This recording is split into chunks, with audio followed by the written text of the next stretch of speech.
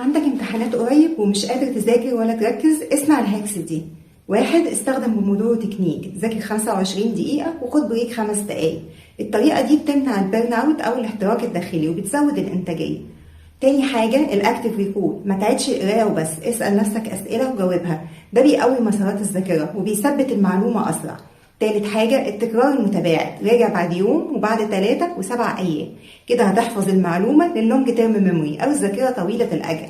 اعمل كمان مايند مابس، ارسم الأفكار وربطهم ببعض. المخ بيحب الفيجوالز، يعني المرئيات بتثبت أحسن وبتبقى أسرع وأسهل في المراجعة. خد اكسرسايز بريكس بسيطة، 10 دقايق مشي أو شوية ستريتشنج يوصلوا الدم للمخ ويرفعوا التركيز فورا.